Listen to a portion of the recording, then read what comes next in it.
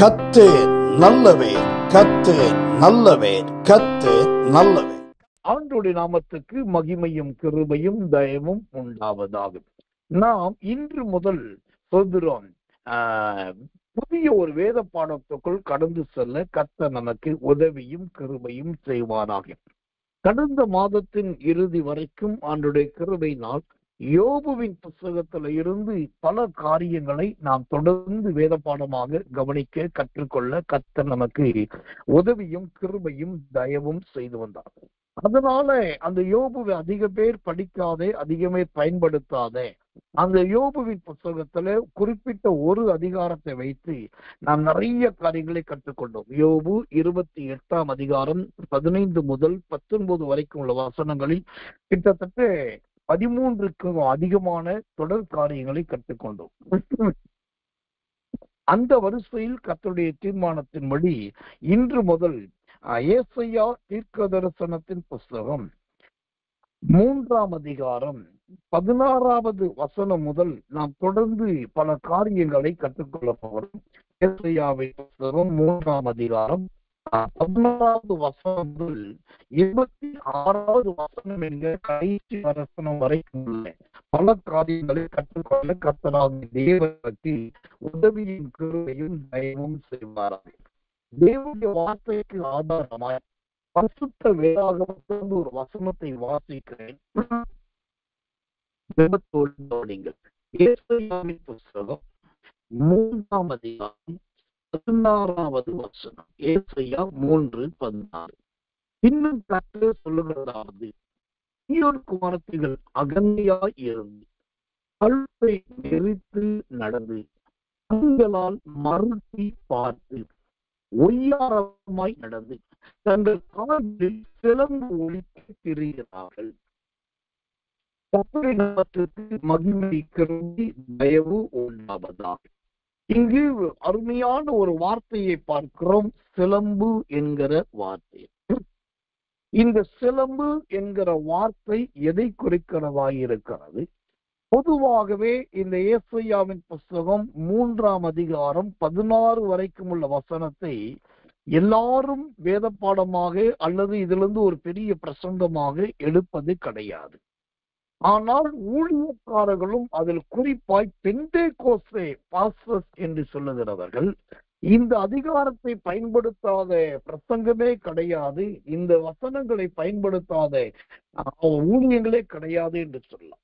எப்படி பயன்படுத்துவார்கள்? பேசிக் கொண்டிருக்கும் போது இடையிலே இணை வசனமாகவும் துணை வசனமாகவும் இணை துணை சொற்களாக இந்த ஏசாயா 3 அதிகாரம் 16 முதல் கடைசி வரைக்கும் உள்ள ஏதாவது 1-2 வார்த்தைகளை உதாரணத்துக்கு சொல்லுவாங்க. ஆனா அதுல ஒரு வார்த்தையை அல்லது ஒரு வசனத்தை எடுத்து முழுக்க அதுக்கு ஆதாரங்கள் சூத்திர சம்பவங்களை சொல்லி விளக்குவதோ அதை வைத்து வேத பாடம் எடுப்பதோ அரிதிலும் அரிதான காரியம். ஆனா தேவன் நமக்கு கொடுத்த கிருபையின்படி இந்த வேத பாடத்தை இதை நாம் வேத பாடமாகவே மாற்றி தினந்தோறும் கற்றுக்கொள்ள கர்த்தர் நமக்கு உதவி செய்வார்கள். பொதுவாகவே இந்த ஏசாயாவின் புஸ்தகம் 3 அதிகாரத்தை பார்த்தால் அங்கு சீயோனுக்கு நடக்கிற காரியங்களையும் அங்கு தேவனுக்கும் எருசலேமுக்கும் நடக்கிற யுத்தங்களை குறித்து நிறைய பார்க்கலாம். குறிப்பாய் 13 கர்த்தர் உலக்கால் எழுந்திருந்து ஜனங்களை நியாயம் தீர்க்க நிற்கிறார். இந்த அதிகாரம் முழுவதுமே எருசலேமின் விடுதலை குறித்தும் சீயோனின் விடுதலை குறித்தும் எருசலேமுக்கும் தேவனுக்கும் இருக்கிற யுத்தத்தை குறித்தும் நிறைய காரியத்தை பார்க்கலாம். அதன் இடையிலேயே யூதா என்கிறதான யூத ஜனங்களை குறித்தும் அவர்களுடைய தீமைகள் காரியங்களை குறித்தும் நிறைய பார்க்கலாம். அதனுடைய இறுதி கட்டம் தான் இது 16 வசனம் முதல் 26 வசனம் வரைக்கும் உள்ள சம்பவம். இஸ்ரவேலின் குமாரத்திகள் எருசலேமின் நகரவாசிகள் எப்படியெல்லாம் நடந்தார்கள் என்பது அவர்களுடைய நடக்கை, அவர்களுடைய உடுப்பு, அவருடைய ஜீவியம், அவருடைய பழக்க வழக்கங்கள், அவங்க சுபாவங்கள், அவர்களுடைய வெளித்தோட்டங்கள் எல்லாவற்றை குறித்து ஆண்டவர் இந்த இடத்துல ஒரு கவிதை வடிவாக சொல்லி இருக்கிறது நீங்க பார்க்கலாம். குறிப்பா இந்த ஏசாயாவின் புஸ்தகம் 3ஆம் அதிகாரம் 16 முதல் 26 வரைக்கும் நீங்க பாத்தீங்கன்னா, அதுல 24வது வசனம் வரைக்கும் அது ஒரு கவிதை வடிவிலே இருக்கிறதை பார்க்கும். இந்த காலத்து கவிதை என்பது 2 வரிகளாயிருக்கிறது, அல்லது 4 வரிகளாயிருக்கிறது, அப்புறம் ஒரு இடைவெளி விடப்படுகிறது. சொன்னதை திரும்ப சொல்லி அதை கவிதை போல படிப்பாங்க. ஆனால் இது வேதாகம காலத்தில் எழுதப்பட்டதான ஒரு கவிதை. அதன் பின்பு எத்தனையோ பல 100 அல்ல, பல ஆயிரக்கணக்கான பரிசுத்தவான்கள் இந்த வேதத்தை மொழிபெயர்த்து இருக்கிறார்கள், அப்புறம் சீர்படுத்தி இருக்கிறார்கள். இந்த வேதத்தில் நிறைய மாற்றங்களை கொண்டு வந்திருக்கிறார்கள். அப்படியெல்லாம் வந்ததுனால இந்த கவிதை என்பது கர்த்தர் நல்லவே, அது ஒரு வசனமாக, வார்த்தையாக மாறினது. எல்லாவற்றை விட இந்த ஏசாயாவின் புஸ்தகம் 3ஆம் அதிகாரத்தை எடுத்து நீங்க படிச்சு பார்த்தீங்கன்னா, இங்க ஆண்டவருடைய இருதயத்தில் அங்கலாய்ப்பை பார்க்கலாம், அவருடைய அங்கலாய்ப்பை கவனிக்கலாம். உதாரணத்துக்கு ஏசாயா 3ஆம் அதிகாரம் 1வது வசனம், இதோ சேனைகளின் கர்த்தராகிய ஆண்டவர் எருசலேமில் இருந்தும் யூதாவில் இருந்தும் சகலவிதமான ஆதரவுகளாகிய அப்பம் என்கிற எல்லா ஆதரவையும், தண்ணீர் என்கிற எல்லா ஆதரவையும், ஓசத்திர பராக்கிரமசாலியும் யுத்த வீரனையும் நியாயாதிபதிகளையும் தீர்க்கதரிசிகளையும் சாஸ்திரிகளையும் என்று சொல்லி நிறைய பார்க்கணும். இவங்கெல்லாம் குறித்து நியாயத்தை குறித்து புலம்புகிறதை, அல்லாடுகிறதை, தவிக்கிறதை பார்க்கலாம். இப்ப ஏன் இவங்களை பார்த்து புலம்புகிறார், அல்லாடுகிறார், தள்ளாடுகிறார் சொன்னா, இவங்க எல்லாமே தேவனால் உருவாக்கப்பட்டவர்கள். யார் யார்?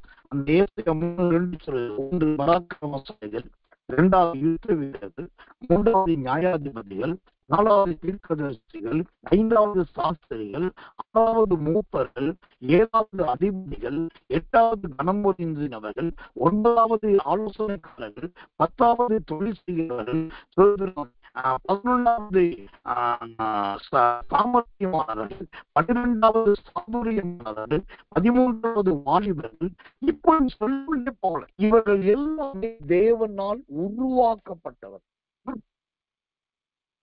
கர்த்தரால் ஏற்படுத்தப்பட்டது. அப்போ அவர்களை குறித்து ஆண்டவருக்கு அங்கலாய்ப்பு இருக்கதானே செய்யும், அவர்களை குறித்து ஒரு தவிப்பு இருக்கதானே செய்யும்.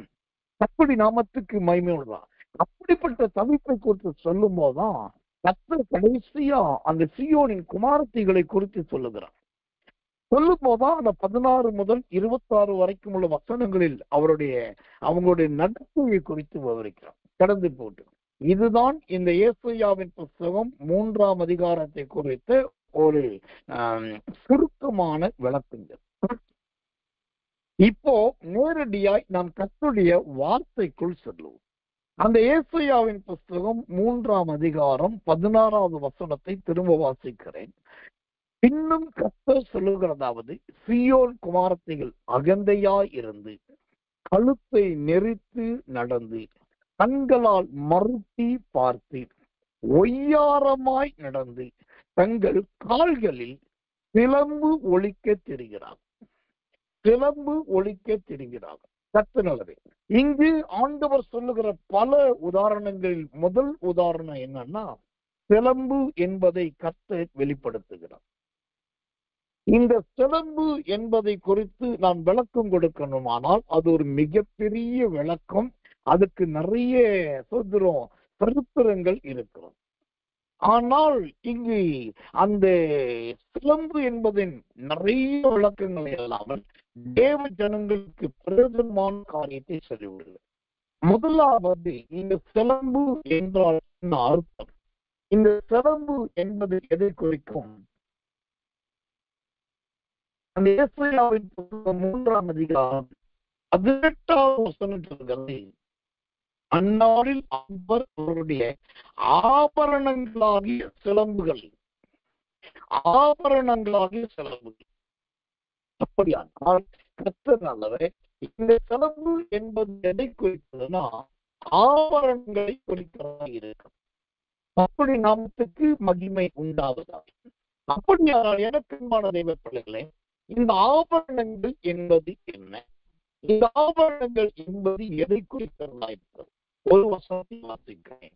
ஓசியாவின் புஸ்தகம் 2ஆம் அதிகாரம் 13வது வசனம். ஓசியா 2:13. அவள் பாகால்களுக்கு தூபம் காட்டி தன் நெற்றி பட்டங்களினாலும் தன் ஆபரணங்களினாலும் தன்னை சிங்காரித்துக் கொண்டு தன் நேசரை பின்தொடர்ந்து என்னை மறந்து போன நாட்களின் நிமித்தம் அவளை விசாரிப்பேன் என்று கர்த்தர் சொல்லுகிறார். இங்கு சொல்லப்படுகிற இந்த சிலம்பு என்பது எதை குறிக்கிறது? அது ஆபரணம். இந்த ஆபரணம் என்கிற சிலம்பு எதை குறிக்கிறதுனா, ஓசியா 2:13 சொல்லுது, தன்னை சிங்காரித்துக் கொள்ளுகிறான். ஆம், எனக்குமான தெய்வ பிள்ளைகளே, இந்த நாட்களில் சோதரம் ஆடம்பரம் என்பதும் நாகரிகம் என்பதும் முக்கியமானவைகளில் ஒன்றாகவே மாறி போய்விட்டு, ஒரு காலத்துல பவுடர் வாங்கி வீட்டுல வச்சிருந்தாலே அதுவே ஒரு ஆடம்பரமா நினைக்கப்பட்ட காலம். இன்றைக்கு ஃபேஸ் வாஷ் கிட் என்று சொல்லக்கூடிய ஒரு பேக்கேஜ் கிடைக்குது. அந்த பேக்கேஜ் வாங்கி அந்த கிட்ட வாங்கி நீங்க திறந்து பார்த்தீங்கன்னா உள்ள ஃபேசியல் பவுடர் இருக்கும், ஃபேசியல் கிரீம் இருக்கும், ரோஸ் வாட்டர் இருக்கும், நல்ல பவுடர் போடக்கூடிய பிரஷ் இருக்கும், ஃபேசியல் பிரஷ் இருக்கும், ஐ ட்ராப் இருக்கும், ஐ கிளீனிங்குரிய ஒரு பிரஷ் இருக்கும், அந்த கண்ணை சரி பண்ணுவதற்கான ஒரு பிரஷ் இருக்கும், எல்லாவற்றை விட நகங்களை சுத்தம் பண்ணுவதற்கான ஒரு மிஷின் இருக்கும். இப்படி நான் சொல்லிட்டே போலாம். அப்புறம் மூக்கு முடிய வெட்டுறதான ஒரு மிஷின் உள்ள இருக்கும். இப்படி இந்த எல்லாமே அதற்குள் இது எல்லாம் எதற்கு சொன்னால் சுதந்திரம் அவர்கள் தங்களை சிங்காரித்துக் கொள்வதற்கு. கொஞ்சம் ஆனால் கர்த்தர் நல்லவே, இதை விட அதிகமாகத்தான் இருக்கிறது. இன்றைக்கும் நீங்கள் முகத்தவரம் பண்ணுவதற்காக போவதை விட்டுவிட்டு beauty parlour, men's beauty parlour, ஆண்களுக்கான முக அலங்கார தளத்துக்கு நீங்க போனாலே சர்வ சாதாரண ஃபர்ஸ்ட் ரேட்டு 1500 ரூபாய். முகத்தை சுத்தம் பண்ணி தலையை முடிய விட்டு அங்கங்க ஒதுக்கி விட்டு கொஞ்சம் அப்படி ஒரு மாதிரி ஃபேஷியல் பண்றதுக்கு 1500 ரூபாய். அதுலயே சொல்றோம் நிறைய கிரீம்ஸ் போட்டு அந்த தோலை உரிச்சு எடுப்பான். ஏன்னாக்கா அந்த கிரீமை போட்டு ஜஸ்ட் ஒரு 5 மினிட் ஒரு 10 மினிட் விட்டுட்டு அவன் போட்ட கிரீம் அப்படி எடுத்தாக்கா தொடச்சி எடுக்க முடியாது, உரிச்சுதான் எடுக்கும். அப்படி உரிச்சு எடுத்தாக்கா அந்த முகத்துல தோல்ல இருக்கிற தோலுக்கு உள்ள மறைஞ்சிட்டு இருக்கிற சின்ன சின்ன கிருமிகள், சின்ன சின்ன அணுக்கள், சின்ன சின்ன தூசி எல்லாம் வெளியே வந்துடும். அப்போ இதெல்லாம் எதை குறிக்கிறது? ஒரு சிங்காரிக்கிற தன்மை. அப்போ இந்த சிலம்பு என்கிறது முதலாவது சிங்காரிக்கிற அனுபவம். ஆண்டவரை குறித்து சொல்லும் போது அவர் ரொம்ப அழகானவர் என்று இருக்கிறது. ஆனால் அவர் தன்னை சிங்காரித்து கொண்டார் என்று வேதத்துல எங்குமே இல்லை. நான் சொல்றது நல்லா புரிஞ்சுக்கணும். ஆண்டவரை குறித்து சொல்லும் போது அவர் அலங்காரமானவர் என்றும் அழகானவர் என்றும் நிறைய சொல்லி இருக்கிறதே ஒழிய அவர் போய் தன்னை சிங்காரித்து கொண்டார் என்று எங்குமே கிடையாது. அப்போ அலங்காரம் என்பது, அழகு என்பது அது தேவனால் கொடுத்து. இங்கு முதலாவது பார்க்கிறோம் அந்த ஒரு சிலம்பு. எனக்கன்பான தெய்வ பிள்ளைகளே, இந்த சிலம்பு சிங்காரிக்கிற ஜீவியம். ஆனால் இந்த சிங்காரம் நம்முடைய ஆவிக்குரிய ஜீவியத்தை கெடுத்து விடக்கூடாது. கர்த்தருடைய நாமத்துக்கு மகிமையும் கிருபையும் தயவும் உண்டாவதாம். இந்த சிங்கார அனுபவம் நம்முடைய பரிசுத்த ஜீவியத்துக்கு இடரலாய் இருக்கக்கூடாது. இப்ப இந்த சிலம்பை குறித்து வாசிக்கிற முதலாவது இந்த சிலம்பு என்று சொன்னால் ஆபரணம் என்று சொன்னேன். இந்த சிலம்புக்கு 2வது அர்த்தம் இருக்கு. அந்த ஏசாயா 3:14 சொல்லுகிறது, சிலம்பு ஒழித்து திரிகிறார்கள், அந்த கால்களில் சிலம்பு ஒலிக்கும். அப்படின்னா என்ன அர்த்தம்? இந்த சிலம்புல இருந்து, அந்த குழுத்துல இருந்து பயங்கர சத்தம் வரும். கர்த்தருடைய நாமத்துக்கு மகிமை உண்டாவதாகும். அந்த கொலுசுல இருந்து பயங்கர சத்தம், சிலம்பு ஒலிக்க. அப்போ இந்த ஒலிக்க என்பது எதை காண்பிக்கிறதா இருக்கிறது? எதை விவரிக்கிறதா இருக்கிறது? பல தேவையில்லாத சத்தங்களை ஏற்படுத்துவது, தேவையில்லாத இறைச்சலை உண்டாக்குவது. அது மாத்திரமல்ல, உங்க எல்லாரை விட என்னுடைய கால்களை பாருங்கள் என்று காண்பிக்கிற அந்த தன்மையை காண்பிக்கிறது. எனக்கன்பான தேவ பிள்ளைகளே, நம்மிடத்தில் ஒலிக்க வேண்டிய ஒரே சத்தம் என்னன்னா, கர்த்தர் நல்லவர், ஆண்டவர் நல்லவர் என்கிற அந்த சத்தம் தான் ஒலிக்குது. பரலோக ராஜ்யத்துல 24 மூப்பர்களுக்கு மத்தியிலே சேனைகளின் தேவனாகிய கர்த்தர் பரிசுத்தர் பரிசுத்தர் பரிசுத்தர் என்கிற அந்த சத்தம் தான் அங்க ஒலிக்கிறதா இருக்கிறது. அதுதான் நம்முடைய வாய்களில் ஒலிக்கணும், நம்முடைய தொண்டையிலே, நம்முடைய குரலிலே, நம்முடைய சத்தத்திலே ஒலிக்கணும். ஆனா இன்றைக்கு நிறைய பேர் வாழ்க்கையிலே இந்த சத்தம் இல்லை, இந்த துதி இல்லை, இந்த ஸ்தோத்திரம் இல்லை, இந்த ஆராதனை இல்லை. ஆனா சரீரத்திலே அவர்கள் போட்டுகிற அந்த சுதந்திரம் கற்று சிலம்பு, அதாவது அவர்கள் போடுகிறதான கொலுசு, அதனுடைய அந்த சத்தம் பலரை ஸ்தோத்திர சிந்திக்க வைக்கிறது, அல்லது ஏதோ ஒன்று தவறாய் யோசிக்க வைக்கிறது. அப்ப இந்த சிலம்பு என்கிற ஜீவியம், சிலம்பு என்கிற அனுபவம் நம்முடைய வாழ்க்கையில் இருக்கக்கூடும். முதலாவது சொன்னேன், இந்த சிலம்பு என்பது ஆபரணம் என்று சொன்னேன். ஆபரணம் என்று சொன்னால் அது சிங்காரித்துக் கொள்ளுதல் என்றார். இரண்டாவது சொன்னேன், இது அசுத்திர ஒழிக்கக்கூடியது என்று சொன்னேன். அப்படியானால் இந்த சத்தத்தை உண்டாக்கக்கூடிய இந்த ஒலிக்கிற தன்மை எதை காண்பிக்கிறதா இருக்கிறது? இந்த ஒலிக்கிற தன்மை எதற்கு விவரிக்கிறதா இருக்கிறது? எதற்கானது? சில நேரத்திலே சில சத்தங்கள் பிசாசை தூண்டி இழுக்கிறதா இருக்கும். சில நேரத்தில் இந்த சத்தங்கள் அசுத்த ஆவிகளை கொண்டு வரக்கூடியது இருக்கும். அப்போ நம்ம வாழ்க்கையில இந்த விருப்பங்களுக்கு ஏதுவான, விழுந்து போன லூசிபரின் கிரிகளுக்கு ஏதுவான அந்த மாதிரி ஒரு சத்தம் நம்முடைய வீட்டிலே, நம்ம வாழ்க்கையிலே இருக்கக்கூடாது. சில இடங்கள்ல சில சத்தத்தை நான் சொல்றேன். நீங்க கன்னியாகுமரி மாவட்டத்துல மார்த்தாண்டம் பகுதியிலே ஒரு குறிப்பிட்ட இடத்துக்கு நீங்க போனீங்கன்னா, அங்கே போற வழியில திடீர் வெடி வெடிக்கும். என்னன்னா வெடி வெடிக்குது? தீபாவளிக்கா, பண்டிகைக்காக இல்லை கிடையாது. அங்க ஒவ்வொரு 10 நிமிஷத்துக்கு ஒரு முறை, 15 நிமிஷத்துக்கு ஒரு முறை வெடி போட்டு அடிப்பாங்க. என்னன்னா அங்க ஒரு கோயில் இருக்கு. அந்த கோயில்ல அவங்களுடைய ஐதீகம், ஏதோ ஒரு ஐதீகம். அந்த ஐதீகத்தின்படி வர்றவங்களுடைய வேண்டுதல் அந்த கடவுளுக்கு கேட்கணும்னு சொல்லிட்டு அதுக்காக 10-15 நிமிஷத்துக்கு ஒரு முறை ஒரு வெடி போட்டுட்டே இருக்காங்க. அந்த வெடி போடுற சத்தம். அப்புறம் சில நல்லது பிராமண ஹோட்டல்கள் அல்லது ரொம்ப பக்திமயமான சிலருடைய சைவ உணவகங்களுக்கு நான் போகும்போது பார்த்திருக்கேன். எத்தனை பேர் நீங்க கவனிச்சீங்கன்னு தெரியல, நான் நிறைய பார்த்திருக்கேன். அவங்க அந்த கல்லாப்பெட்டி என்று சொல்லக்கூடிய பணம் வாங்குகிற இடம் ஒண்ணு இருக்கும். அந்த கல்லாப்பட்டிக்கு பின்னாடி பார்த்தீங்கன்னா ஒரு அழகா ஸ்பீக்கர் பாக்ஸ் வச்சு அதுல ஒரு ஸ்லோகம் பாடிக்கிட்டே இருக்கும். அந்த தெய்வங்களை குறைத்து, விக்கிரகங்களை குறைத்து, அப்புறம் அவங்க வழிபாட்டை குறைத்து சொல்றோம். அந்த ஒரு ஸ்லோகம் அப்படியே வந்துட்டே இருக்கு. அது ஒரு மியூசிக்கலா வரும், சில நேரம் வாய்ஸா வரும், சில நேரம் வேர்ட்ஸா வரும். ஆனா அதுல ஒரு பெரிய சத்தம், ஒரு மாதிரி ரொம்ப ஒரு மாதிரி சினிமா பாடல் மாதிரிலாம் இருக்காது. ஆனா தெய்வங்களை குறித்து, விக்கிரகங்களை குறித்து வந்துட்டு இப்போ ஒரு இடத்துல வெடியினாலே சத்தம் ஒலிக்கிறது, மறு இடத்துல ஒரு ஸ்லோகத்தினாலே சத்தம் ஒலிக்கிறது.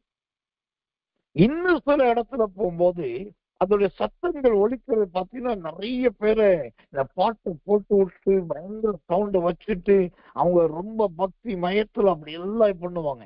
ஆனா ஊரே தூங்கும், எல்லாரும் தூக்கத்துல இருப்பாங்க. இங்க மட்டும் சத்தம் பயங்கரமா இருக்கும். தூக்கம் வராதவர்கள் விழித்து பார்க்கும் போது அவங்களுக்கு பயங்கர டிஸ்டர்பன்ஸா இருக்கும், பயங்கர கோபமா இருக்கும். காரணம், ஒரு இடத்துல நடக்கிற பஜனைக்காக எல்லாருக்கும் கேட்கிற மாதிரி சத்தத்தை ஒழிக்கப்படும். இவன் நல்லா கவனிக்கணும். இந்த சூத்திரம் அவர்கள் சத்தம் ஒழிக்க தங்கள் கால்களில் சிலம்பு ஒழிக்க தெரிகிறார். இது எதை குறிக்கிறது?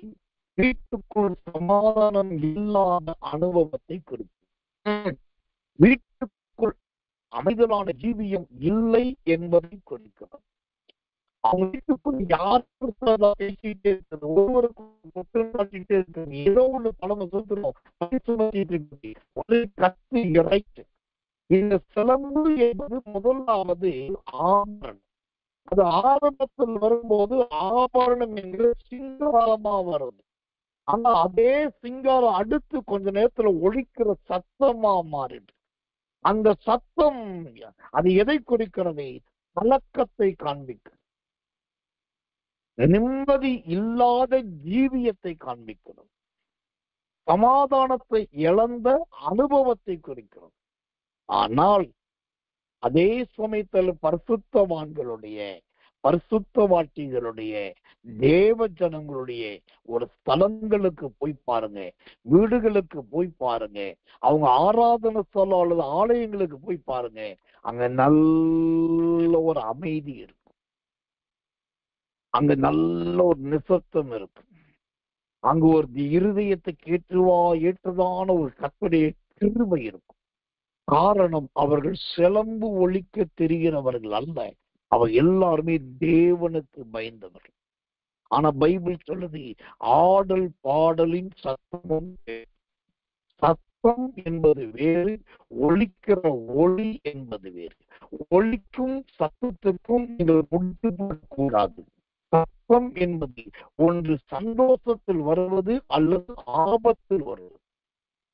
சந்தோஷமா இருக்கிறவரை நல்ல சங்கீதம் பாடுவான், சத்தமா பாடுவான், அதனால சத்தம் என்பது ஒன்று சந்தோஷம். ஆனால் நல்லவை அல்லது சங்கீதம் பாடுவான். இரண்டாவது ஒளி. ஒளி என்பது அப்படி அல்ல, அது ஆபத்து. ஏதாவது ஒரு மிருகம் ஒரு ஆபத்து கத்துறோம். இப்போ நிறைய வீடுகளிலே, ஊழியங்களிலே, ஆவிக்குரிய ஜீவியத்திலே நீதிமான்களுடைய கூடாரத்திலே கேட்க வேண்டிய கம்பீர சத்தத்துக்கு பதில் நிறைய சிலம்பு சத்தம் கேட்குது, சிலம்பு ஒளி கேட்கு. ஆனா ஒரு ஊழியக்காரனா நான் தைரியமா கிருபையை முன்னிட்டு சொல்லுவேன், யாருடைய ஜீவியத்துல, யாருடைய ஸ்தலத்துல இந்த சிலம்பு ஒளி கேட்குதோ அதை இன்றோடு கர்த்தர் மாற்றி விட்டு ஆடல் பாடலின் சத்தம் கேட்க செய்வார். சேனைகளின் கர்த்தர் பரிசுத்தர் என்கிற சத்தம் கேட்க செய்வார். நல்ல பாடல்களின் சத்தம் கேட்க செய்வார். ஸ்தோத்திர பலிகளின் சத்தம் கேட்க செய்வார். கர்த்தருக்கு மகிமை உள்ளவர்.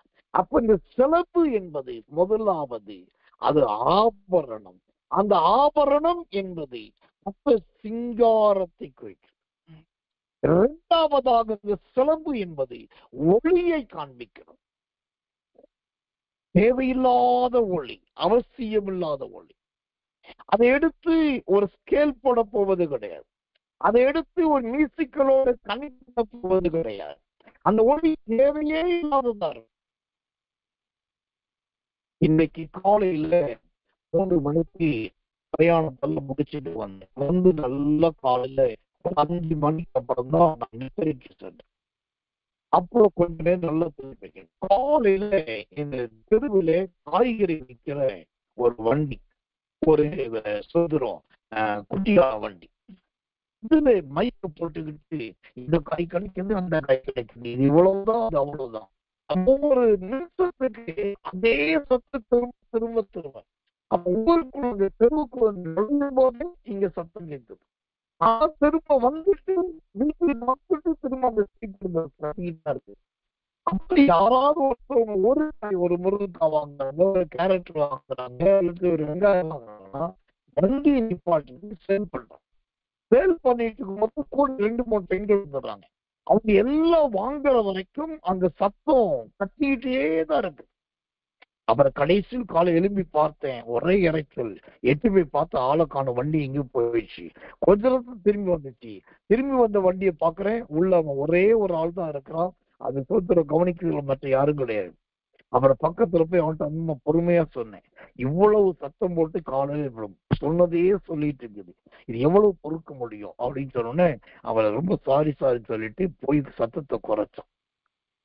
அந்த குறைச்சதுக்கு அப்புறம் பாத்தீங்கன்னா அந்த தெருவே அமைதியாயிடுச்சு. சிலம்பு ஒலிக்கிற சத்தம். இந்த சிலம்பு ஒலிக்கிற சத்தம் சொல்ற ஒளி, சிலம்பின் ஒளி நம்முடைய ஜீவியத்தில் இருக்கக்கூடாது.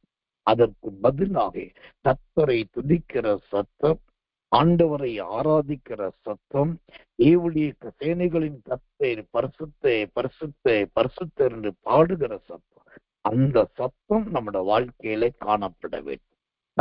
இரண்டாவது மூன்றாவதாக இந்த சிலம்பு என்கிற வார்த்தை, இந்த பொருள் மூன்றாவது எதை குறிக்கிறது? இதே வசனத்தை வாசிக்கிறேன். ஏசாயாவின் புஸ்தகம் 3ஆம் அதிகாரம் 16ஆம் வசனம். கர்த்தர் தங்கள் கால்களில் சிலம்பு ஒலிக்க திரிகிறார்கள். தங்கள் கால்களில் சிலம்பு ஒலிக்க திரிகிறார்கள். இந்த சிலம்பு என்பது மூன்றாவதாக எதை காண்பிக்கிறது? ஒரு இடத்துல இல்லாம, ஒரு கட்டுப்பாட்டுக்குள்ள இல்லாம, ஒரு தேவனுடைய ஆலோசனைக்கும் இல்லாம அங்கும் இங்கும் அழிந்து திரிகிறார்கள்.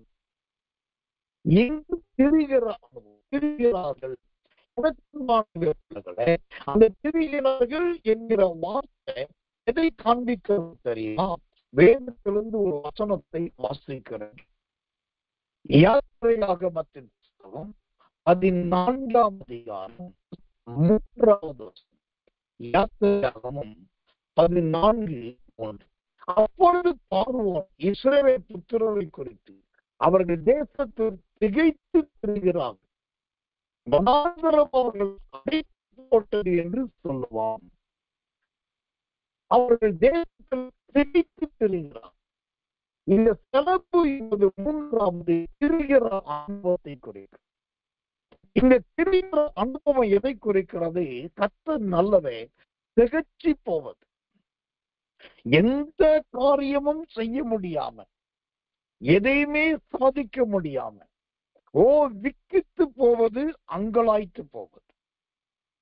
இந்த திரிகிற அனுபவம் ஒருத்தரோட வாழ்க்கையில இருக்கு, திரிகிற அனுபவம் ஒருத்தருடைய ஜீவியத்துல இருக்குன்னாக்கா, அந்த ஜீவியம் அவர்களை எங்க கொண்டு போகும்னாக்கா, அதே வசனம் சொல்லுது, யாத்திரையாகும் 14:3 சொல்லுது, வனாந்தரம் அவர்களை அடைத்து போட்டது. ஒரு விரக்தி வரும். வனாந்தரம் என்பது ஒரு விரக்தி, வனாந்தரம் என்பது ஒரு வெறுமை, வனாந்தரம் என்பது சோத்திரம் தன்னிடத்தில் இருக்கிற கிருபையை மறந்து சோத்திரம் உடாய்த்து போகுது. இதெல்லாம் என்ன காரணம்?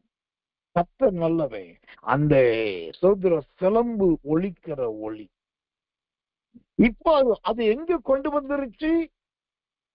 திகைப்புக்குள் கொண்டு வந்துருச்சு. ஒரு விதமான பயம், ஒரு விதமான திகில், ஒரு விதமான நடுக்கம், ஒரு விதமான அங்கலாய்ப்பு, குறிப்பாய் ஒரு வனாந்தரமான அனுபவம்.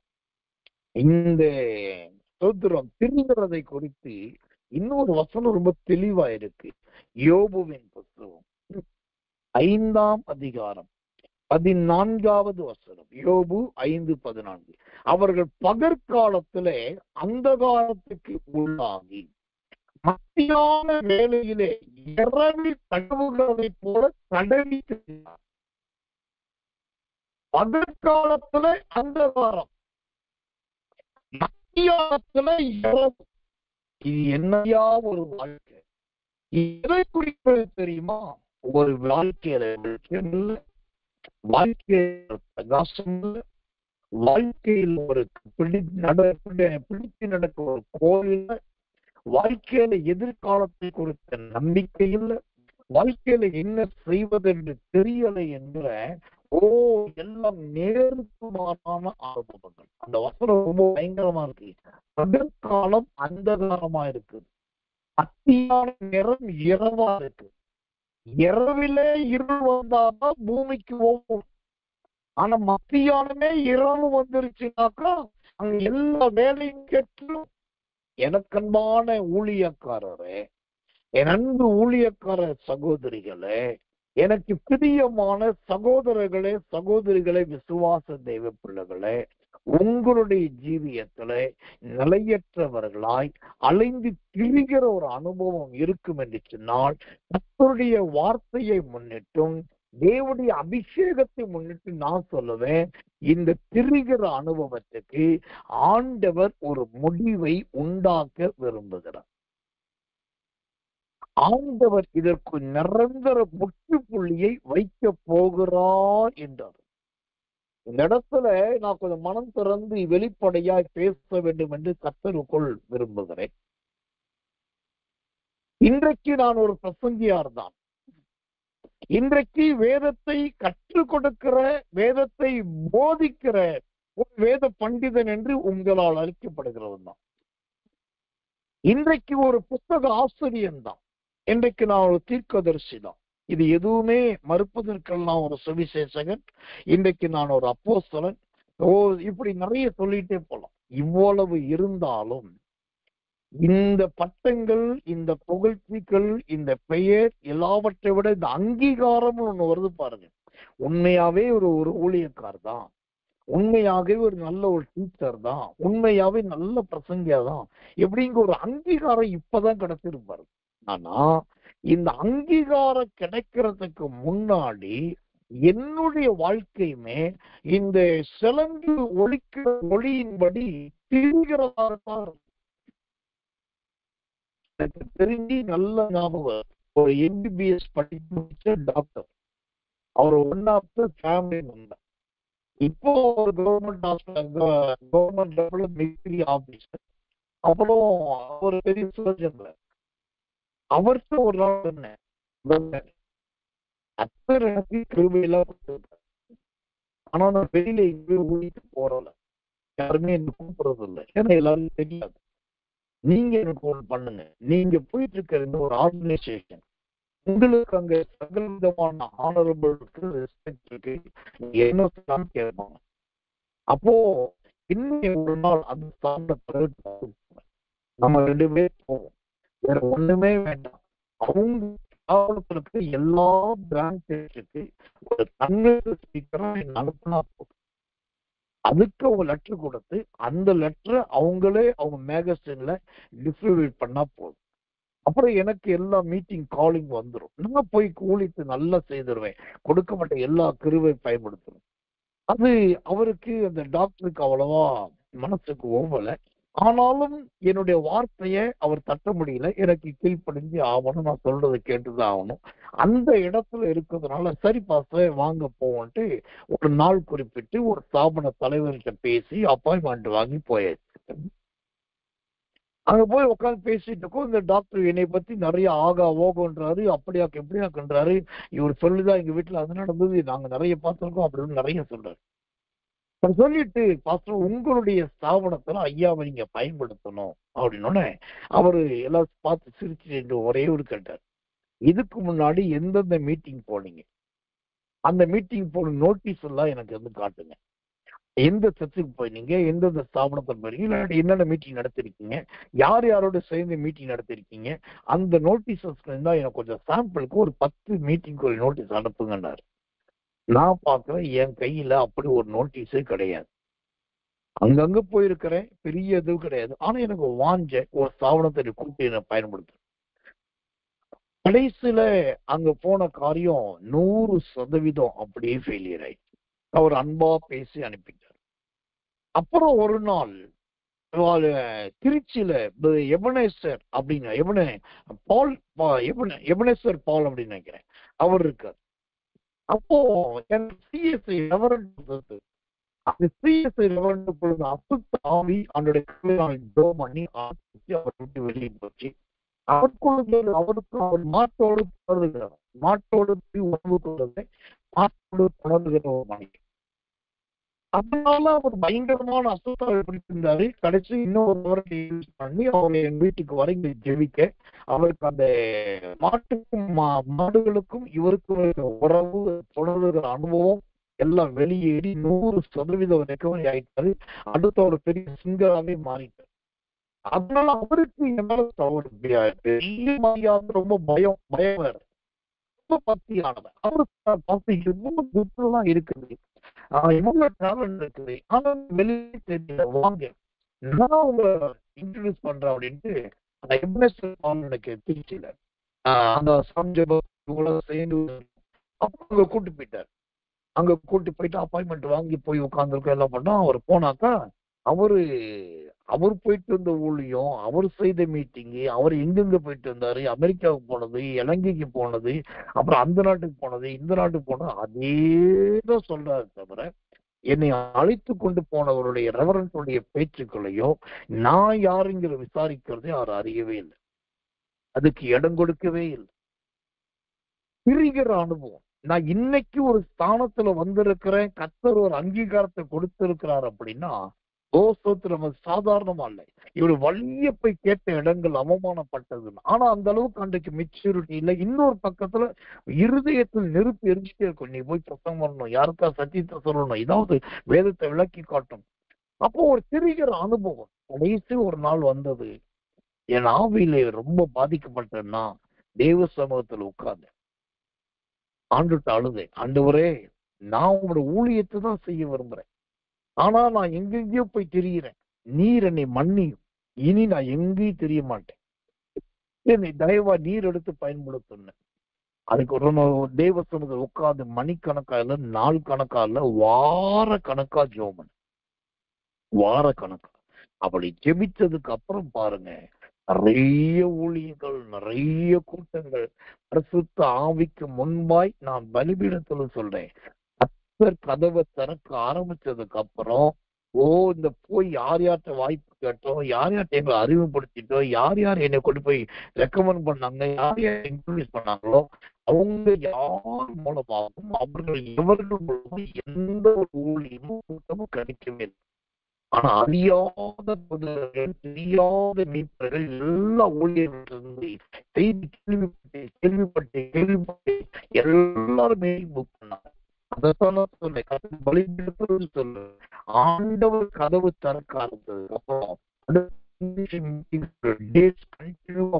புக் ஆகி இப்ப 2025 ஆண்டு ஏப்ரல் மாதம் 22 பேசிட்டு இருக்கேன்னா, அந்த 2026 ஆண்டு ஏப்ரல் மாசம் அடுத்த மே மாசம் வரைக்கும் 1 வருஷம் 1 மாசம் வரைக்கும் கூட்டங்கள் கையில இருந்துட்டு இருக்கும். அந்த அளவுக்கு டைரி ஃபுல்லாவும், நோட்டெல்லாம் ஃபுல்லாவும், டேட்டெல்லாம் ஃபுல்லாவும், ஃபேமிலியோட டைம் ஸ்பெண்ட் பண்ண முடியாது, புதுசு புதுசா பிளான் பண்ண முடியாது, டக்கு முடிவெடுத்து போக முடியாது. ஏன் இதை சொல்றாங்க? திரிகிற அனுபவம். ஒரு காலத்துல அலைய வேண்டி வந்தது, திரிய வேண்டி வந்தது, கெஞ்ச வேண்டி வந்தது, கால்கள்ல விழ வேண்டி வந்தது, காத்திருக்க வேண்டிய வந்தது. ஆனா அதுல இருந்து நிறைய அனுபவங்களை கற்றுக் கொடுத்தார். அதுக்கப்புறம் தொடர்ந்து கூட்டங்கள், ஊழியங்கள், கன்வென்ஷன் கூட்டங்கள், எழுப்புதல் கூட்டங்கள், இரவு ஜபங்கள், அப்புறம் போதகர் கருத்தரங்குகள், வேதாகம கருத்தரங்குகள், அப்புறம் பைபிள் கிளாஸஸ் நிறைய வந்தது பாருங்க. தொடர்ந்து ஊழியம் செய்ய முடியல. சில ஊழியங்களுக்கு நான் அடிஷனலா 2-3 ஊழியக்கார கையில வச்சிருப்பேன். நான் போக முடியாத இடங்களுக்கு அவர்களை அனுப்பிவிட ஆரம்பிச்சேன். ஆனா அதை அழைக்கிற ஊழியக்காரர் அதை ஏற்றுக்கொள்ளலை. அப்படி எல்லாம் நெருக்கங்கள் வந்தது. கர்த்தர் எல்லாவற்றையும் மாற்றினா. அப்புறம் ஆண்டவரே ஆலோசனை கொடுத்தா, அழைக்கிற எல்லா இடத்துக்கும் நீ போகக்கூடாது, கூப்பிடுகிற எல்லா இடத்துக்கும் நீ போகக்கூடாது கர்த்தர் சொல்லி கொடுத்தா. அப்புறம் வந்த நிறைய மீட்டிங்ஸ் அவாய்ட் பண்ணேன், நிறைய ப்ரோக்ராம்ஸை கேன்சல் பண்ணேன். அப்புறம் அவங்களை அன்பா பேசி வேற ஆட்களை அனுப்பி வைக்க ஆரம்பிச்சேன். இப்படி எல்லாத்தையும் அவாய்ட் பண்ணிட்டு ரொம்ப செலக்டடா கர்த்தர் சொல்ற, கர்த்தர் பேசுற அல்லது ஆண்டவர் வார்த்தை கொடுக்கிற அந்த இடங்களுக்கு மட்டுமே போக ஆரம்பிச்சேன். அதுக்கப்புறம் பாத்தீங்கன்னா ஆண்டோட கிருபையில கர்த்தர் சொல்ற இடத்துக்கு யார் டேட் கேட்டாலும் ஜோம் பண்ணிட்டு 2 நாள் கழிச்சு 3 நாள் கழிச்சுதான் அவங்களுக்கு ஏதாவது ஒரு ஆன்சர் பண்ணுவேன். எஸ் ஆர் நோ அப்படிமே அந்த சொல்றதுக்கு சில நாட்கள் ஆகும். அதுக்கப்புறம் அந்த மாதிரி ரொம்ப கட்டுப்படுத்திட்டு சில ஊழியர்கள் தான் போக ஆரம்பிச்ச பாருங்க. அப்பதான் என் ஊழியத்துல நிறைய கிரியைகளை பார்த்தேன், நிறைய எழுப்புதலை பார்த்தேன். அதுக்கு முன்னாடி போகும்போது கிரியை இருக்கும், ரொம்ப அழகான டீச்சிங் இருக்கும், பைபிள் பத்தி ப்ரீச்சிங் இருக்கும், அப்புறம் நிறைய உதாரணங்கள் இருக்கும், வித்தியாசமா இருக்கும். ஆனா அதை ஊழித்து முடிச்சுட்டு வந்துருவேன், பெரிய விதமான பெனிஃபிட்ஸ் இருக்காது. இப்போ நிறைய ஊழியங்களுக்கு போகல, நிறைய கூட்டங்களுக்கு போகல, யார்கிட்ட வாய்ப்பு கேட்கறது கிடையாது, யார் கேட்டா உடனே டேட் கொடுக்கறது கிடையாது. அப்படியே காத்திருந்து ஜெபிச்சு கொடுக்க ஆரம்பிச்சேன். அப்போ போனப்ப பாத்தீங்கன்னா ஜனங்கள் ரட்சிக்கப்பட ஆரம்பிச்சோம். அதுக்கு முன்னாடி நான் பிரசங்கம் பண்ணா ஜனங்கள் மனம் திரும்பினாங்க. ஆனா இப்போ ஜனங்க ரட்சிக்கப்படுறாங்க. மனம் திரும்புதலுக்கும் ரட்சிப்புக்கும் நிறைய வேறுபாடு உண்டு. மனம் திரும்புதல் என்பது ஒருத்தனை கொலை பண்ணணும்னு நினைச்சுக்கிட்டு ஒருத்தர் கூட்டத்துக்கு வந்திருப்பான். இங்க செய்தி அவனை தொடும், உடனே அவன் கொலை பண்ற எண்ணத்தை விட்டுருவான். அதுதான் மனம் திரும்புதல். அது அவனை கிறிஸ்தவனாய் மாற்றாது, தேவனுடைய மனுஷனா மாற்றாது, கர்த்தருடைய பிள்ளையா மாற்றாது. மனம் திரும்புதல் என்பது வேறு. எடுத்த முடிவை விட்டுட்டு வேற முடிவை எடுப்பது, அதான் மனம் திரும்புதல். ஆனா ரட்சிப்பு என்பது அப்படி அல்ல. ரட்சிப்பு என்பது அவன் வாழ்க்கையை இழந்து எல்லாத்தையும் குறைந்து எனக்கு எதுவுமே வேண்டாம், கிறிஸ்து மட்டும் போதும், சத்தியம் மட்டும் போதும், ஆண்டவருக்காகத்தான் இருப்பேன் என்று சொல்லி தன்னுடைய ஜீவியத்தை பானபலியா வார்க்கிறதுக்கு பேர் தான் ரட்சிப்பு. ஈஸ்வர்களுடைய காலத்திலே மனம் திரும்புதல் உண்டானது, அப்போஸ்தலருடைய காலத்திலே ரட்சிப்பு உண்டானது.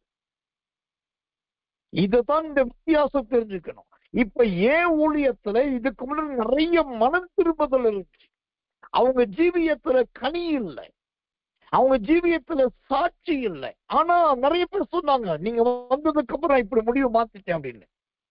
ஆனா இப்ப கர்த்தர் சொல்லி அழைகிறதை திரிகிற காலங்கள் கடந்து போன பின்னும் பாத்தீங்கன்னா அந்த கிரியைகளுக்கு பதிலாக, மனம் திரும்புதலுக்கு பதிலாக நிறைய ரட்சிப்பு. குடிகாரர்கள் ரசிக்கப்பட்டார்கள், உபச்சார ஸ்திரீகள் ரசிக்கப்பட்டார்கள், தவறான விடுதிகள், அதாவது லாட்ஜஸ் நடத்துகிறவர்கள் அந்த லாட்ஜ் தொழில், அந்த வியாபாரத்தை விட்டுட்டு லாட்ஜையே வித்துட்டு அதை விட்டுட்டு அப்படி ரசிக்கப்பட்டு வேறொரு வியாபாரத்துக்கு வந்துட்டாங்க. அப்புறம் சாதாரணமா இருந்தவர்கள் ஊழியக்காரலா மாறிட்டாங்க. இப்படி நிறைய சொல்லி போலாம். இப்ப நல்லா தெரிந்து கொள்ளுங்க, இதுதான் ஒலிக்கும் சத்தத்துக்கும் உள்ள வித்தியாசம். நான் அலைந்து திரிந்து செய்யும் போது, வாலண்டியரை கேட்டு செய்யும் போது அது திரிகிறதா இருந்தது, ஒளி வந்தது, ஒரு இறைச்சல். ஆனால் தேவனுடைய சித்தத்தின்படி செய்யும் போது, கர்த்தரினை கொண்டு போகும்போது அங்கு சத்தம் வந்தது. கர்த்தர் பேசுகிற சத்தம், பிதாவின் அதிர பண்ணத்தக்கதான சத்தம், அங்கு பெரிய மாற்றங்கள், அங்கு ரட்சிப்பு உண்டானது. ரட்சிப்பு உண்டானது. மனம் திரும்புதல் உடனே உண்டாகும், ஆனா ரட்சிப்புக்கு தாமதமாகும். பைபிள் சொல்லி ரட்சிப்புக்காக காத்திருப்பது நல்லது. ரட்சிப்பு இது ஒரு முக்கியமான ஊழியம். ஒரு காலத்துல எஸ்எஸ்கே சாமுவேல் அப்படின்னாக்கா சிலம்பு ஒளி சத்தம் மாதிரி எல்லாருக்கும் தெரியும். 4 மாவடியில போய் ஒரு முறை தேவனுடைய செய்தியை கொடுத்து வந்துட்டாக்கா அங்க இருக்க பைத்தியக்காரர்கள் மனசுறோம் ரட்சிக்கப்பட்டு அந்த 4 மாவடி ஊழியத்துல அப்படியே ஊழியத்துக்கு வந்துடும், தேவனுடைய பிள்ளைகள் மாறிடுவாங்க. நிறைய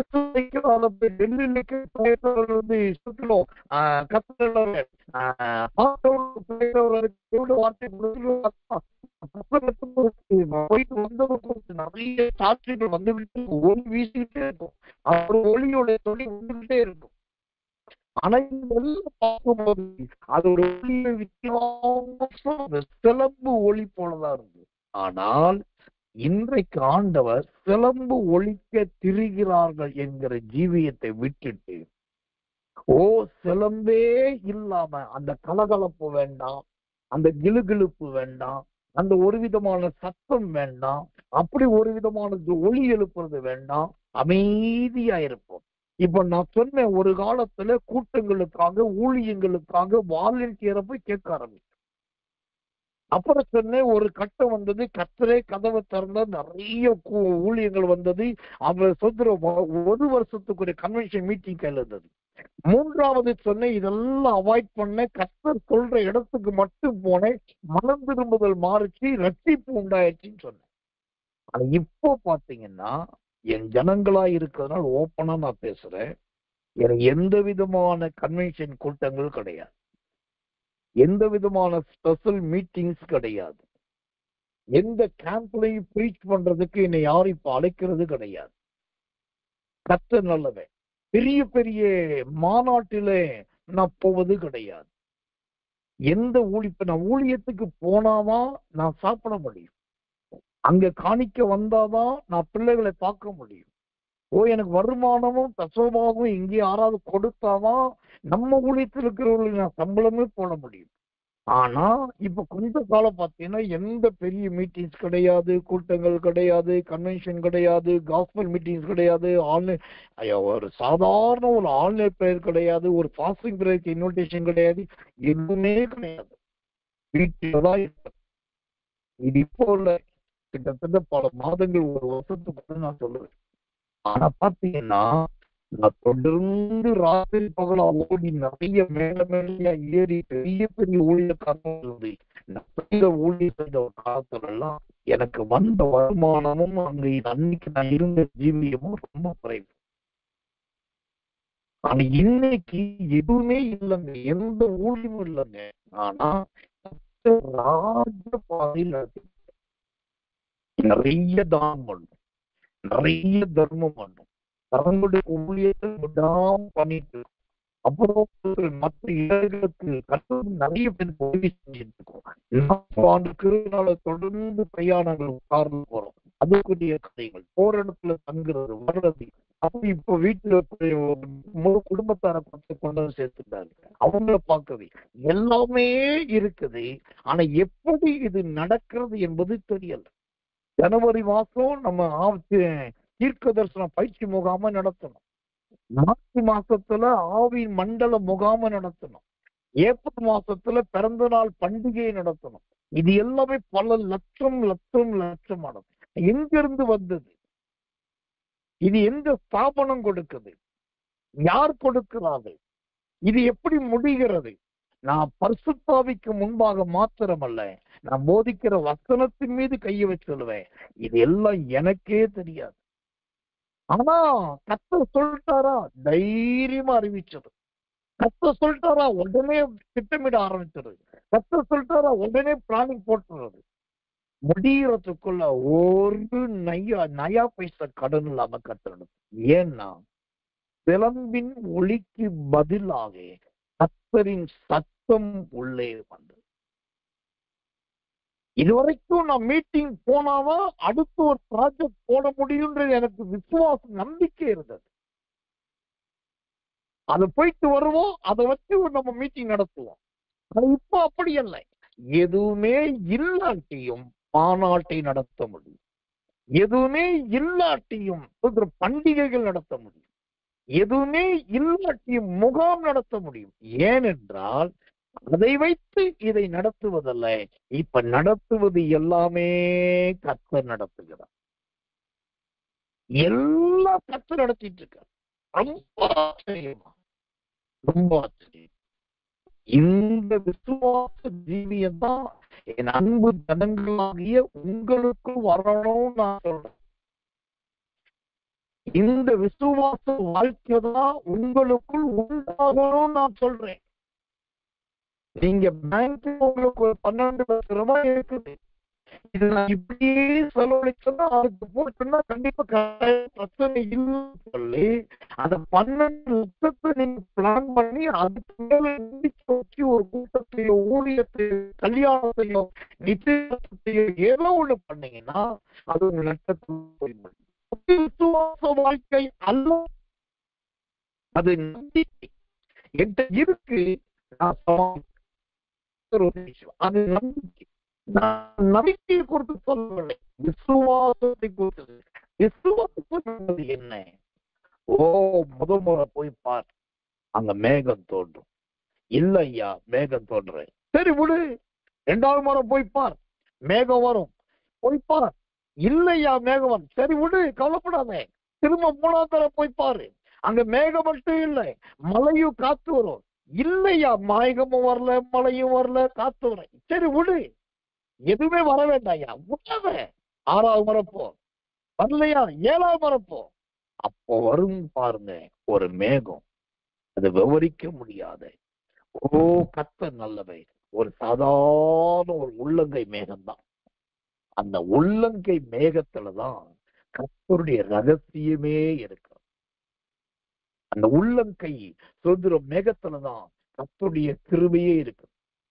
எனக்கன்பான தெய்வ பிள்ளைகளே, இந்த உள்ளங்கை என்பது என்ன? இந்த உள்ளங்கை என்பது எதை காண்பிக்கிறது? ஓ, இந்த உள்ளங்கையை குறித்து தேவனுடைய வசனம் என்ன சொல்லுகிறது? நிறைய வார்த்தைகளை நாம் பார்க்கலாம். இந்த உள்ளங்கையில தான் கர்த்தருடைய மகத்துவமே இருக்கு. என்ன மகத்துவம் இருக்குது? வாசிக்கிறேன். கர்த்தர் நல்லவே, கர்த்தர் நல்லவே.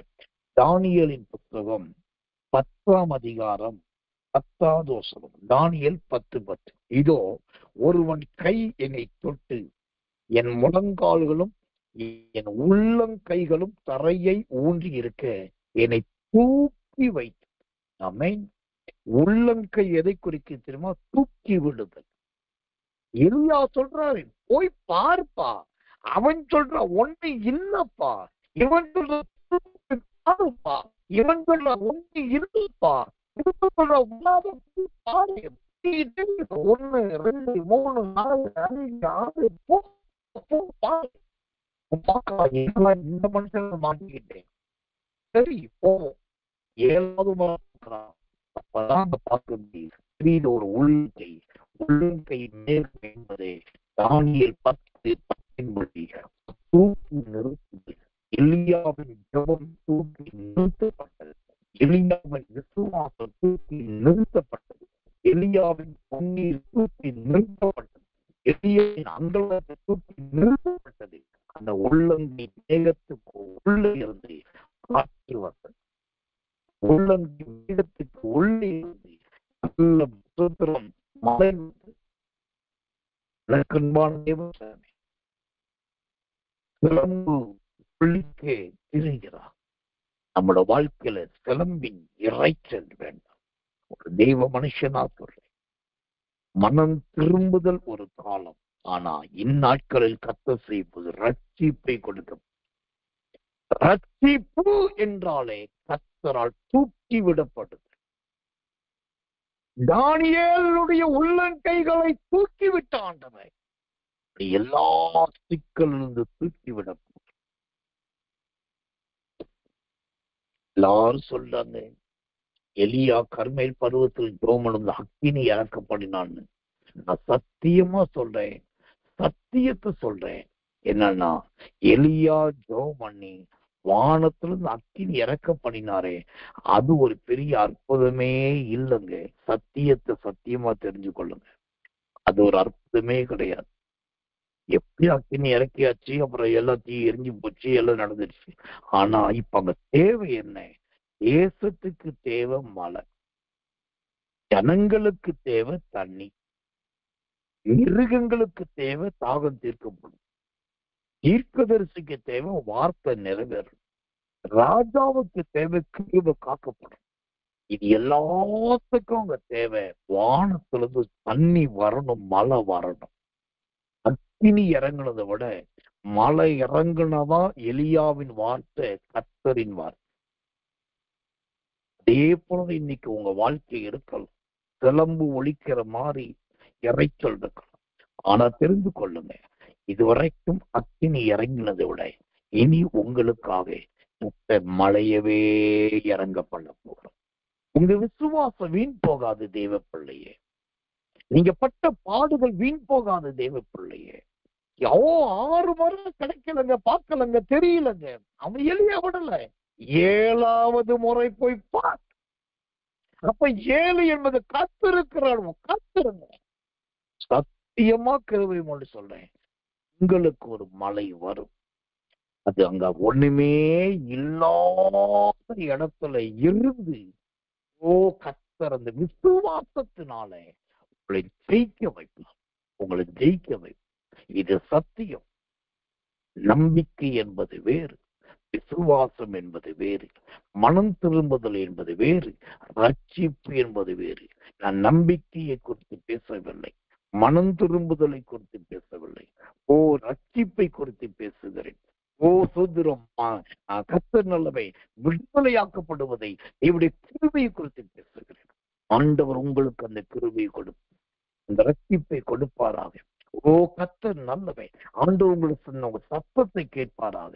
சத்தத்தை ஆகாரின் பிள்ளையின் சத்தத்தை கேட்டாண்டவர் உங்க சத்தத்தை கேட்பார். அதனால கடைசியா ஒரு ஆலோசனை சொல்லி முடியும். சிலம்பு ஒழிக்கிறவர்கள், சிலம்பு ஒழிக்க தன்னை வெளிப்படுத்துகிறவர்கள் யாருக்கு போக எதற்கும் இடம் நம்ம மனாந்தர சத்தத்தை பர்வத்தின் கண்கள் ஜெபத்தை கேட்க அவர் அனுப்புவார் ஒரு மனம், அவர் அனுப்புவார் ஒரு தண்ணீர். அங்கு கர்த்தருடைய சரித்திரம் உண்டாகும். பாடத்திற்கு இறங்கின அக்கினியை விட ஜெபத்துக்கு பின்பு வந்த மழைதான் தேசத்தையே திருப்தியாக. அக்கினி மலை மேல் மட்டும்தான் இறங்கினது. அந்த மலை தேசம் முழுவதும் இறங்கினது. கிருபையை முன்னிட்டு இதுவரைக்கும் ஒரு கர்மேல் பர்வதத்துக்கு, ஒரு ஊழியத்துக்கு, ஒரு இடத்துக்கு அழகாயிருந்த அடையாளமாயிருந்த உங்களை இனி தேசத்துக்கே பெய்ய போகிற மழையாக, தேசத்துக்கே ஆசீர்வாதமாய் மாறப்போகிற மழையாய் சத்தியமாய் கர்த்தர் மாற்றுவார். கர்த்தர் மாற்றுவார். அதுக்கு ஒரே ஒரு வழி, வந்து போகணும். முதல் விசை ஒண்ணும் தெரியல, 2ஆம் விசை ஒண்ணும் தெரியல, அதுதான் வரும். வந்து போதீங்க. 7ஆம் விசை தெரியும், ஒரு உள்ளங்கை மேகம். அந்த உள்ளங்கை மேகமே தானியேல் 10:10 படி உங்களை தூக்கி விடுகிறான். உங்களை தூக்கி விடுவார். சிலம்பு ஒழிக்கிற அந்த இறைச்சலுக்கு இடம் கொடுக்காதீங்க. கர்த்தர் பேசுகிற சத்தத்துக்கு இடம் கொடுங்க. ஆண்டவர் உங்களை பயன்படுத்துவாராக. எல்லாரும் கண்களை மூடி ஒப்பு கொடுத்து வாய்களை திறந்து கர்த்தரை நோக்கி சுதந்திரம் பண்ணுவோமா? எல்லாரும் கர்த்தரை சுதந்திரம் பண்ணுவோம். இயேசுவே சோதரம் சோதரம் சோதரம் சோதரம் சோதரம் சோதரம் சோதரம் சோதரம் சோதரம் சோதரம் கிருபையே ரிகா டகதட கந்தோனி யாக்கர பல பல பாக்கர பரபரதியா ரெகதுடி யாக்கர பௌதுடி யாக்கல பௌதுடி யாக்கர கதினியா கக்கா ரகதரத்தர பரபர ரிபேதிரி கத்துக்க திணைத்தர பௌதுரி யாக்க தகதினி யாக்க கக்கரதியா. சிலம்பு என்கிற ஆபரணங்கள், அனுபவங்கள் மாறுவதாக. ஒளியின் அனுபவங்கள் மாறுவதாக. சிலம்பின் திரிகிற அனுபவங்கள் மாறுவதாக. இயேசுவின் நாமத்தினாலே நம்பிக்கையின் அனுபவங்களுக்கு பதிலாக விசுவாசத்தின் அனுபவங்கள் வருவதாக. ஒளியின் அனுபவங்களுக்கு பதிலாக சத்தத்தின் அனுபவங்கள் வருவதாக. மனம் திரும்புதலுக்கு பதிலாக ரட்சிப்புகள் உண்டாவதாக. ஆண்டவரே கிருபை, தேவனே கிருபை, மகிமை விளங்க. நன்றி பிதாவே. ஆமென். நாம் ஜெபிப்போம். அன்புள்ள நல்ல பரம பிதாவே, நல்ல அருமையான இந்த ராத்திரி வேலைக்காக நன்றியோடு துதிக்கிறோம். ஏசாயாவின் புஸ்தகம் 3ஆம் அதிகாரம் 16வது வசனம் முதல் 26வது வசனம் வரைக்கும் தொடர்ந்து வேறுபாட்டை எடுப்பதற்காக கர்த்தர் வெளிப்படுத்தி கொடுத்திருக்கிற இந்த வேத பகுதிக்காக இவைகளை வைத்து நாங்கள் எங்களை சீர்படுத்திக் கொள்ள, திறப்படுத்திக் கொள்ள, பலப்படுத்திக் கொள்ள, கர்த்தருக்குள் நிலைநிறுத்திக் கொள்ள உதவி இன்னைக்கு பேசின அந்த ஒரு சிலம்பு ஒலிக்க தெரிகிறார்கள். இந்த சிலம்பின் அனுபவம் முழுவதுமாய் மாறும். அந்த குளிர்ச்சியின் ஜீவியம் முழுவதுமாய் மாறும். அதற்கு பதிலாக ஒளிக்கு பதில் கர்த்தருடைய சத்தம் உடைய பிள்ளைகளுக்கு உண்டாகட்டும். மனம் திரும்புதலுக்கு பதில் கர்த்தருடைய ரட்சிப்பு அந்த பிள்ளைகளுக்கு உண்டாகட்டும். இவர்களுக்கு இருக்கிற நம்பிக்கைக்கு பதில் கர்த்தருடைய விசுவாசம் இவர்களில் ஒழிக்கட்டும். நீரே திரும்பிச்சு இந்த செய்தி உடைய பிள்ளைகளை உருவாக்கட்டும். தாழ்த்தி ஒப்பு வைக்கிறோம். இயேசுவின் ரத்தம் செய்யும். இயேசுவின் நாமத்தில் ஜெபிக்கிறோம். ஜெபம் கேளு ஜீவனுள்ள நல்ல பிதாவே. ஆமென், ஆமென், ஆமென்.